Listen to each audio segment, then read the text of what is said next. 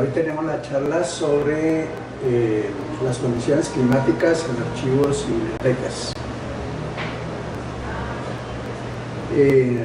Empezamos hablando sobre lo del problema del clima y específicamente los conceptos de humedad relativa y de temperatura.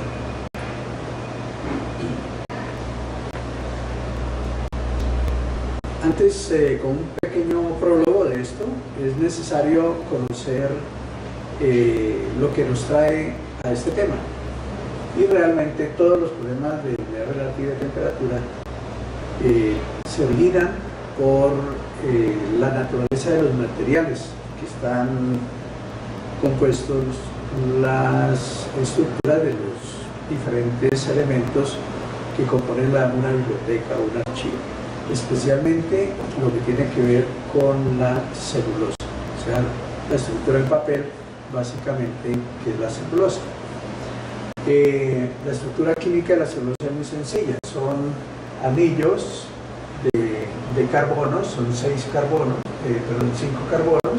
y un oxígeno en el anillo, anillos de enlaces sencillos, pero que tienen terminaciones de grupos OH. Estos OH que tiene la celulosa es muy compatible con el OH del agua.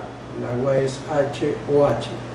Entonces el agua puede fácilmente tener no atracción, pero sí un transporte, digamos, a través de estos grupos OH, y se transporta de molécula a molécula, y ese es el gran problema de la humedad, que es muy fácil transportarse a través de las redes que forman la celulosa.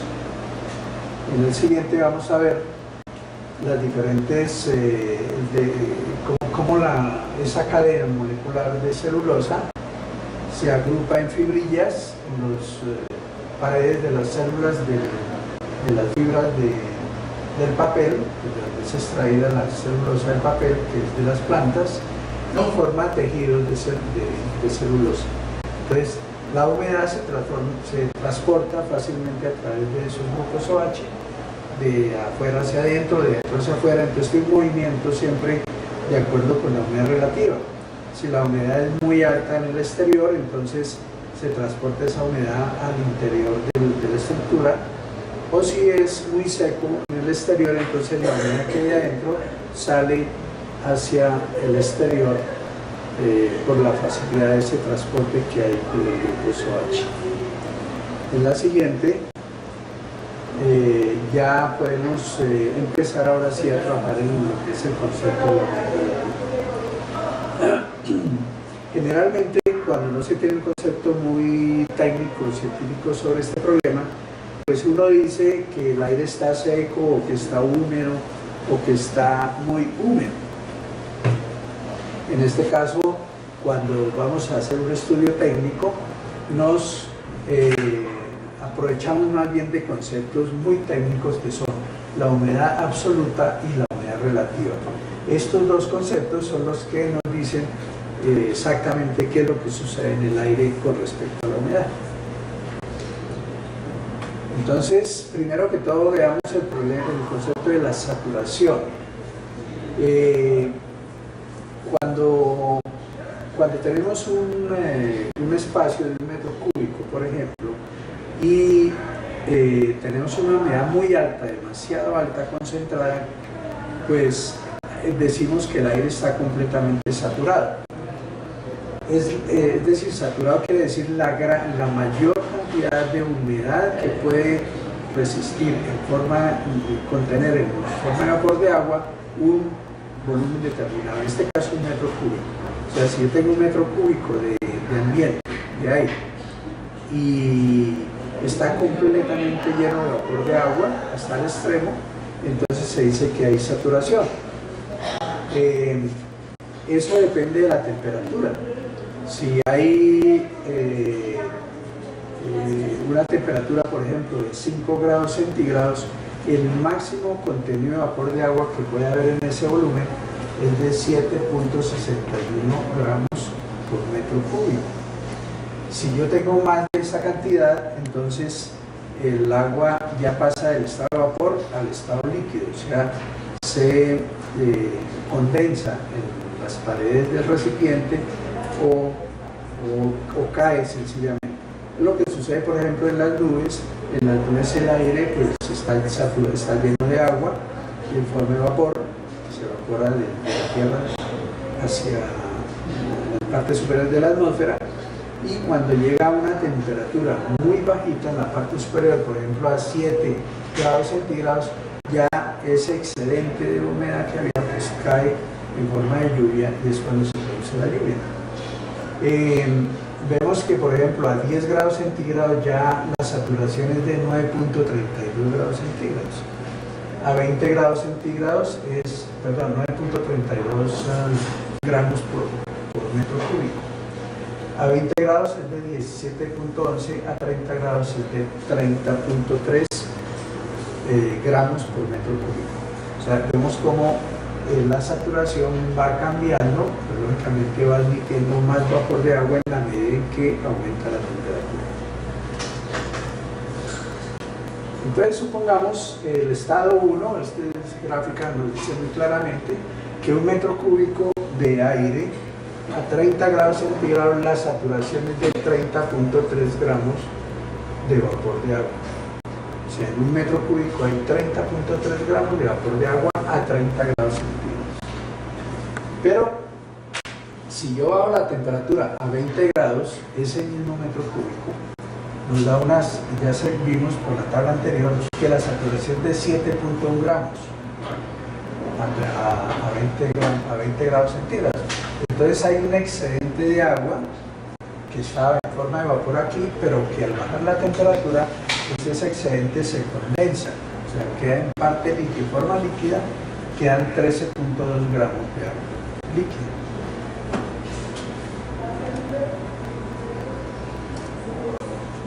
Entonces, esto tiene que ver con la humedad absoluta del aire.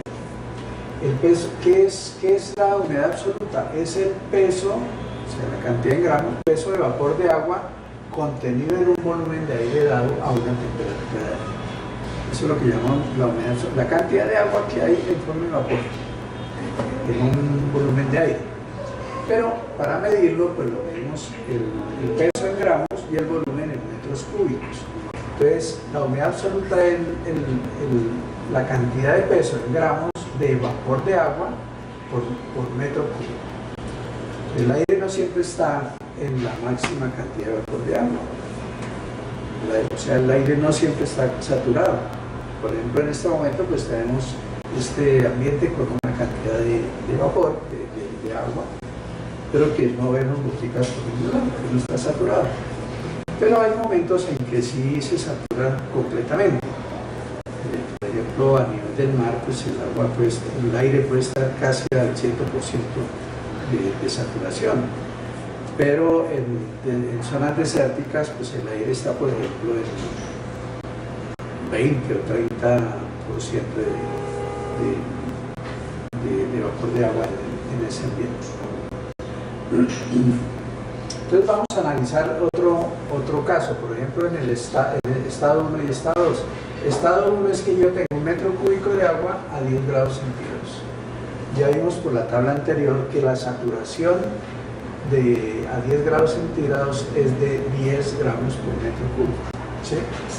¿Cuál es la humedad absoluta? Pues 10 gramos por metro cúbico, que es la cantidad máxima que puede existir en ese ambiente. Pero si yo bajo la temperatura a 5 grados centígrados, o sea, tengo este metro cúbico en esta humedad absoluta, si yo bajo la temperatura a 5 grados, entonces la saturación ya sabemos que es de 7 gramos por metro cúbico, entonces hay una condensación de 3 gramos. Sin embargo, la humedad absoluta sigue siendo la cantidad de vapor de agua que hay, que es 7 gramos por metro cúbico.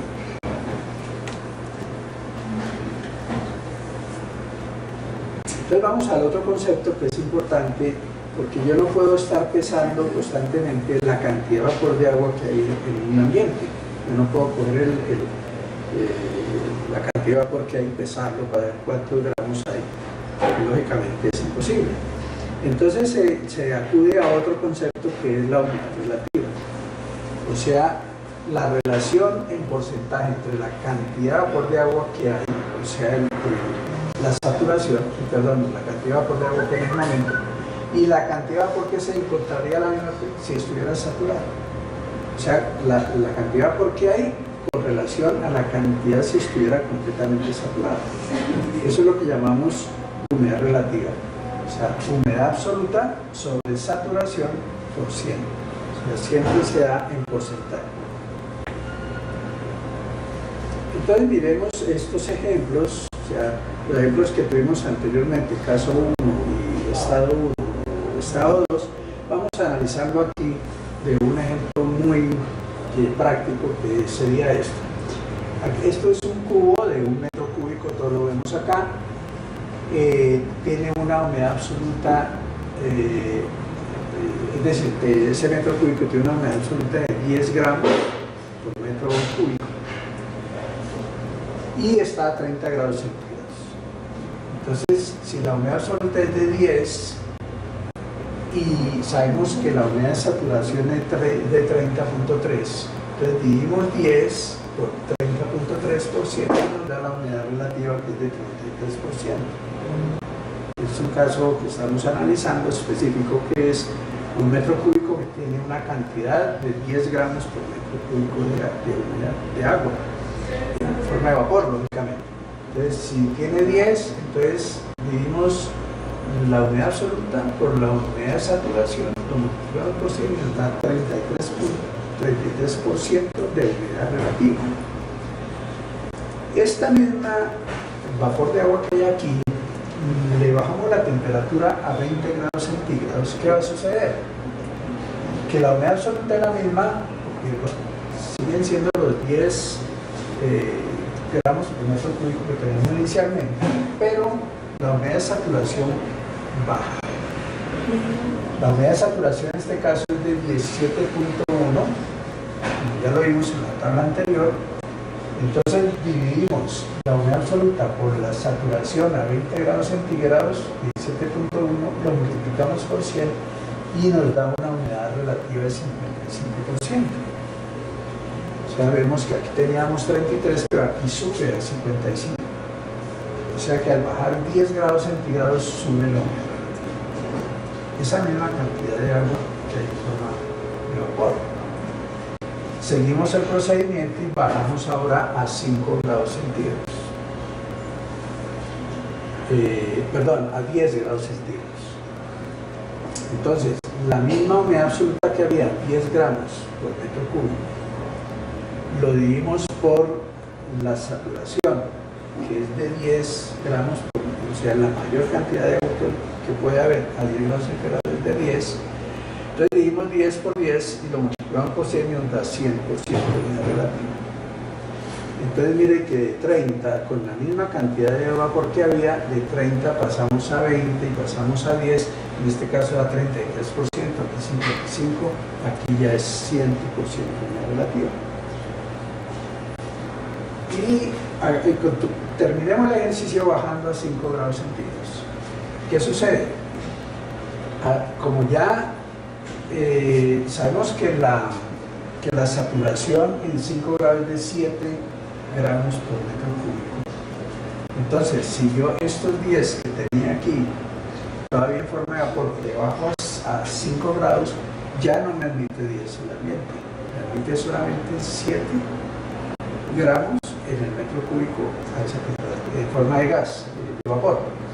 Entonces, dividimos esa cantidad máxima de humedad absoluta que hay sobre el punto de saturación, que es 7, y nos da 100%. O sea que cuando ya llegamos aquí, de aquí hacia abajo, ya siempre va a ser del 100%. O sea, tenemos 10 grados centígrados, 100%. Si tenemos 9, entonces un gramito se me va, perdón, vamos a mirar con la saturación a 9 y vamos a ver que siempre va a ser el máximo que puede tener. Entonces, de aquí hacia abajo siempre va a ser 100% humedad relativa, o sea, 9 a 7, a 6, a 5, a 4, la humedad relativa siempre va a ser 100%. Entonces, esto terminamos pues analizando o sacando una conclusión importante que dice, si yo tengo un volumen cerrado en una casa, en un cuarto, pero siempre cerrado, la humedad relativa cambia cuando cambia la temperatura. Inclusive abierto también, es decir, en un clima cálido, por ejemplo, cuando tenemos humedad relativa de 70% y está frío el día, pues lógicamente pues más o menos la humedad es esa. Pero si llega el sol o aumenta la temperatura, pues la humedad relativa disminuye. Ese ya es el mismo caso.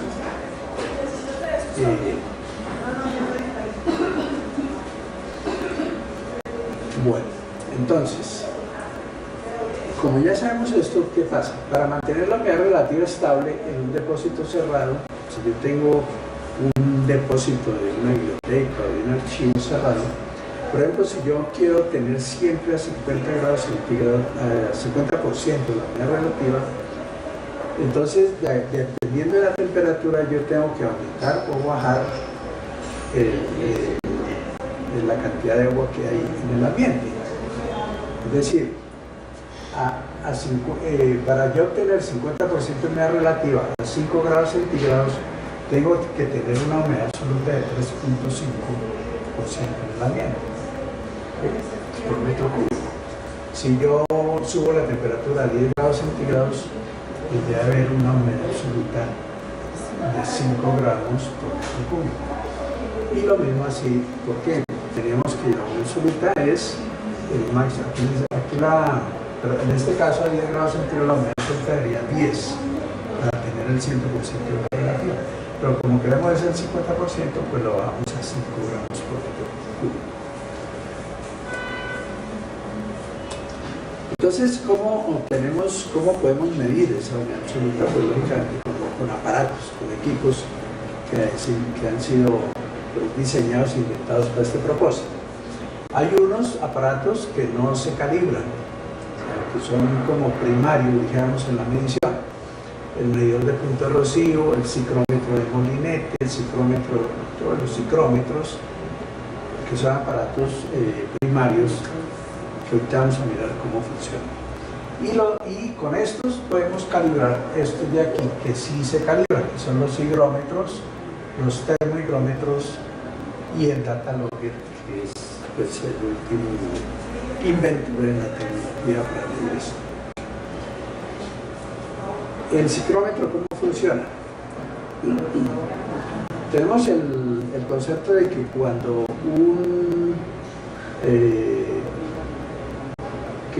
un volumen de aire está saturado, si entra más agua, lógicamente el agua se condensa, o sea, no puede absorber más agua. Si el ambiente está en un 70% de saturación y yo agrego agua, pues lógicamente el ambiente acepta ese volumen de agua hasta llegar al 100%. Cuando se aumenta la temperatura, pues el aire, el sistema pues desaloja el agua, rápidamente se vuelve vapor y habrá un enfriamiento. Todo lo que es evaporación, ese fenómeno hace bajar la temperatura. O sea, si yo me muevo el cuerpo, las manos con agua, pues yo siento un frío porque el cuerpo está, el agua está recibiendo, ¿cómo se llama esto? Está absorbiendo el calor del cuerpo para poderse evaporar. Entonces baja la temperatura. Siempre que hay evaporación, baja la temperatura. Ese principio lo vemos en el ciclómetro, que funciona con dos termómetros.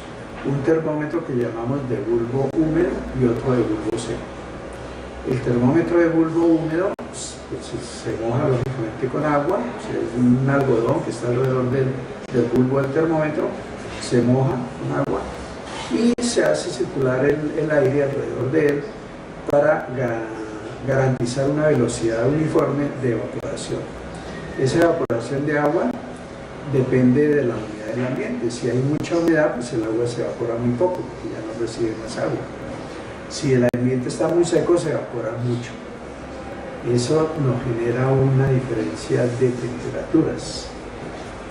Entonces llamamos, si la temperatura del bulbo seco y bulbo húmedo son iguales, ¿qué pasa? Pues no hay evaporación. Eso quiere decir que el aire está completamente saturado de agua, está en el 100%. Pero si hay una diferencia de temperatura entre esos dos, quiere decir que ya hay una humedad relativa menor al 100%. O sea, entre mayor diferencia entre las temperaturas de bulbo seco y bulbo húmedo, la humedad relativa es más baja.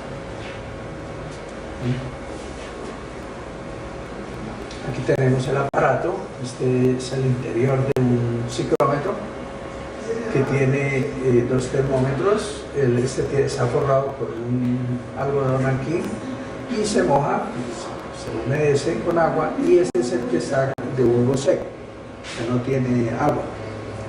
Aquí tenemos un ventiladorcito, un motor impulsado por unas pilas, unas baterías, y cuando se pone a funcionar, pues se hace circular el aire aquí para movilizar todo el sistema. Pero en ese momento empiezan a hacer lecturas de bulbo húmedo y bulbo seco hasta que se estabilicen por ahí más o menos unos 5 minutos. Una vez estabilizados esos datos, entonces tomamos la temperatura de bulbo húmedo, tomamos la temperatura de bulbo seco. Entonces sacamos la diferencia entre la temperatura de bulbo seco y la temperatura de bulbo húmedo. Y miramos esta lista en contra de la temperatura de bulbo húmedo. En la siguiente lo vemos mejor, un poquito más ampliado el sistema. Si esa diferencia entre bulbo seco y bulbo húmedo me da 4, entonces ponemos aquí un 4. Y la temperatura del bulbo húmedo me dio 21. Entonces saco las coordenadas y miro la humedad relativa 70%.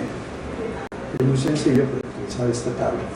Hay también otras curvas ciclométricas como esta, que también podemos usarlas, o inclusive reglas de cálculo que ya vienen en ese medio. Una vez que tenemos esa humedad relativa y esa temperatura determinadas exactamente con el ciclómetro, entonces calibramos los aparatos que ya sí necesitan calibración.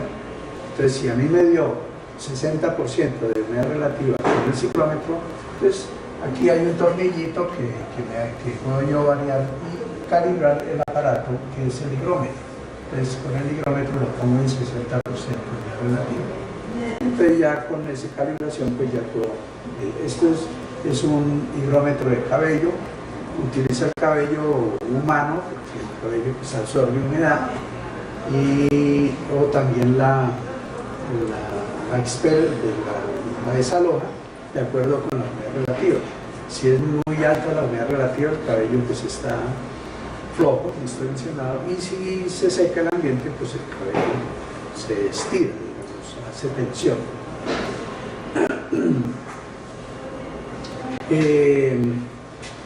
Ya más desarrollado que el anterior, pues es esto, ya los sistemas ya electrónicos de detección. Ya no funcionan por cabello, sino por conducción eléctrica entre dos electrodos. Entonces, de acuerdo, si hay mucha humedad, pues entonces el agua hace producir mucha electricidad. Si hay poquita humedad, pues hay poca producción de electricidad, y eso se ve reflejado en estas lecturas que vemos en este higrómetro electrónico. Este es un ejemplo de ya no solamente de lectura, sino también de graficar. O sea, los anteriores solamente leen, pero este ya grafica. Este es un aparato ya de tecnología un poco antigua, que ya no se utiliza. Pero es interesante ver el sistema. El sistema es que aquí tiene un haz de cabellos, y aquí tiene un par metálico que funciona. Cuando hay mucha humedad, pues los cabellos, ya digo, se distensionan un poco, y entonces esto sube. y cuando se tensionan, pues entonces la agujita baja. Y cada momento está siempre dibujando porque este es un tambor que va girando de acuerdo con el tiempo que uno programa. Uno puede programarlo para un día, o para una semana, o para un mes, y me da entonces la gráfica durante ese tiempo. Y la agujilla de inferior, pues, es la temperatura. De acuerdo a cómo se expande o se contrae un metal con la temperatura. Entonces sube o baja el punto de graficación, y entonces lo mismo nos da. Estas son las gráficas que nos dan ese tipo de aparatos.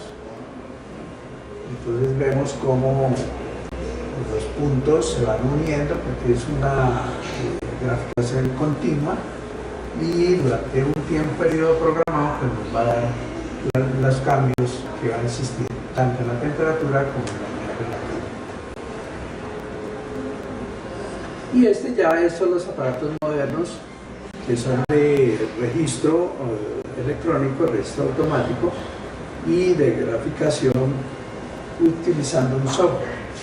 Entonces son los que llamamos los data logger. Esta es una de las mejores marcas, para hacerle la propaganda de la marca, pero sí es una marca alemana muy buena, que tiene además en el software muchos elementos de análisis que vamos a ver ahora.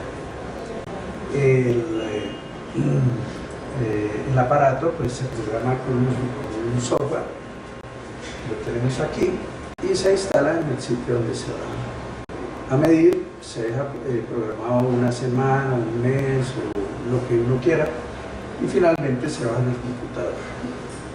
La gráfica, aquí la vemos, las gráficas ya en el computador. Y ya se pueden analizar muchos elementos en estas gráficas. Entonces vemos arriba la humedad relativa, abajo la temperatura. Cada gráfica me determina todos los movimientos que ha habido, los cambios cada 5 minutos o cada 10 minutos, de acuerdo con lo que yo le he programado para que vaya anotando un dato. Y entonces me da 4.000, 5.000, 10.000, según la cantidad de puntos que uno le programe en el periodo. Pero me garantiza toda una lectura completa del movimiento, del comportamiento del ambiente durante ese periodo programado. Pues aquí, por ejemplo, está programado desde el 8/09/2005 a las 9 de la mañana hasta al 08/16/2005 a las 15:44. Entonces, yo puedo leer los máximos, los puntos máximos, puedo leer los puntos mínimos, puedo leer los promedios, ahorita vamos a ver, y tanto de humedad relativa como de humedad relativa.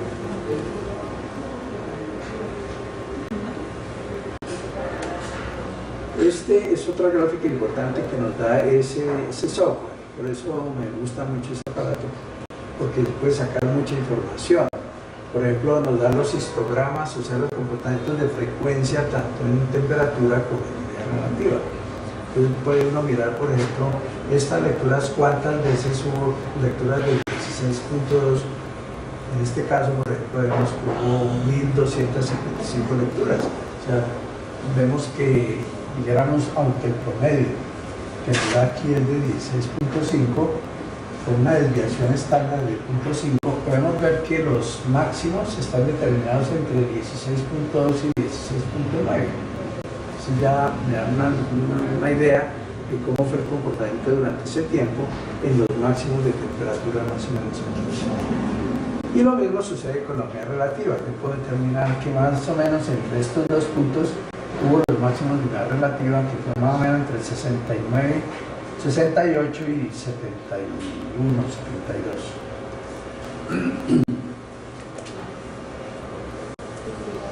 Todo esto, mediciones de humedad relativa y temperatura, nos determinan, podemos nosotros ajustar el medio ambiente, el ambiente de los depósitos, de acuerdo con algunos estándares que ya se han establecido internacionalmente. Esto en una en un congreso que hubo en el año 2004 sobre la Asociación Latinoamericana de Archivos, se determinaron estos límites, digamos, o rangos en los que pueden estar las colecciones de acuerdo por el tipo de soporte de registro documental. Es posible que haya cambiado un poco con el tiempo, esto que se haya ajustado mejor de acuerdo con los adelantos que se obtienen en esto, pero en la zona tropical lo que hemos visto establecido ha sido esto hasta ahora. Es decir, en papel, todo lo que son soportes de papel, la temperatura entre 15 y 20 grados centígrados y la humedad relativa entre 45 y 60%. La fotografía en blanco y negro debe estar almacenada entre 15 y 20 grados centígrados y una humedad relativa entre 40 y 50%. La fotografía a color es la más delicada realmente. Debe siempre mantenerse por debajo de los 10 grados centígrados y una humedad relativa baja entre 25 y 35%. Aquí, por ejemplo, es un caso muy interesante porque si yo no controlo la humedad relativa en este punto y yo bajo la temperatura a menos de 10 grados, puede haber condensaciones de la humedad y depositarse sobre el soporte. Entonces, para evitar estas condensaciones es necesario mantener una humedad relativa muy baja. Tipo de grabaciones vinilo y acetatos. En estas condiciones, los medios magnéticos entre 14 y 18 grados y una relativa de 40 a 50, y discos ópticos microfilm en estas cantidades. Entonces, ya con eso puedo yo medir humedades relativas en los ambientes y ajustar estas condiciones de acuerdo con los mecanismos que uno pueda determinar para hacer esos ajustes. Este es un ejemplo de algunos datos que he obtenido en el Archivo Bogotá, como para ver cómo se pueden analizar todos los comportamientos del clima. Entonces, por ejemplo, se ven en un periodo determinado entre el 15.05 y el 29.06, más o menos como un mes y medio, las máximas lecturas de humedad relativa que hubo en ese periodo. Por ejemplo, semanalmente o algo, vimos aquí que llegó en esta fecha de una humedad relativa de 77.5 más o menos, y luego por seguramente variación del clima o variaciones de las condiciones internas del laboratorio, cómo se mejoró la humedad relativa y se logró un 70% seguido en estas tres fechas. El mismo análisis se puede hacer en la temperatura, donde tenemos también unos puntos críticos o máximos, dijéramos, de 19, 20 y 21 por aquí. Entonces, siempre lo que más nos interesa son los puntos altos, porque ya vimos cómo en la lista anterior hay elementos que deben estar en un máximo entre tal y tal. Pero también hay que sacar los mínimos para ver esos rangos si fueron muy altos, porque lo que nos interesa es saber también que los materiales no sufran estrés, o sea, de cambios muy violentos de humedad relativa. Por ejemplo, si un papel está a 30% de humedad relativa y en la noche está a 70%, pues hay una variación del 40% que es muy alta y genera movimientos que pueden causar hasta rotura del soporte. Aquí ya vemos, ya no en forma de histograma, sino de curvas, de puntos máximos, humedad relativa, por ejemplo, en el depósito 604. Entonces ya vemos cómo, por ejemplo, en ese depósito, entre el 2308 y el 2312, más o menos como unos 4 meses, como los mínimos de humedad relativa nunca estuvieron por debajo del 66%, y los máximos siempre estuvieron por encima de esto. O sea, toda la curva se desarrolló por encima del 65%, que es lo que determina el listado que vimos ayer de condiciones máximas de humedad relativa. O sea que realmente no fue un ambiente sano en este periodo, porque tuvimos siempre por encima del 65% de humedad relativa. En temperatura, pues las variaciones estuvieron entre 16 y 19% de humedad relativa. Más o menos una variación de 3% de temperatura es admisible. Ya lo mismo, pues ya puede uno tomar todos estos datos de análisis. Vamos a pasarlos un poco porque realmente ya tocaría mirarlos con mucho detenimiento. Este es el Archivo Bogotá. Es un edificio moderno, pues, construido especialmente para este propósito, con todos los adelantos de la época. Tiene realmente unos 10 años de funcionamiento, aproximadamente 15, 12 años, y que tiene todas las condiciones de estabilización del aire y del microclima en los depósitos. Estos son sistemas de aireación con presión positiva, donde unos grandes ventiladores se introducen a través de ductos que van por los depósitos. Primero se filtra el aire a través de unos filtros para evitar que entren partículas muy gruesas de contaminación. Esto, por ejemplo, los filtros ya contaminados, como se ven, completamente negros. Estos son los ductos de ventilación, de aireación, por donde entra el aire a presión a los depósitos de los archivos. Este ya es un sistema regulador de temperatura de los depósitos 601 y 602, que son los que están archivando, pues, guardándose material audiovisual, que es muy delicado. Aquí vemos, se está organizando ese depósito una vez que ya se hizo toda la instalación de un aire acondicionado especialmente para eso. Tenemos microfilm, CDs, material magnético, todo ese tipo de cosas. Un deshumidificador para estabilizar la humedad relativa en el caso necesario. Y el otro comparativo del sistema de aireación es el del Archivo Bogotá, que es por presión negativa. O sea, aquí no se insufla aire dentro de los depósitos, sino que hay un extractor que saca el aire de los depósitos. ¿Y de dónde entra el aire? Pues de todo el exterior de la calle, a través de todos estos agujeros que podemos ver con mejor agujeros de ventilación, que es el diseño que hizo el arquitecto, precisamente para garantizar una aireación natural al edificio. Llamamos sistema de presión negativa porque es extraído el aire y expulsado hacia afuera.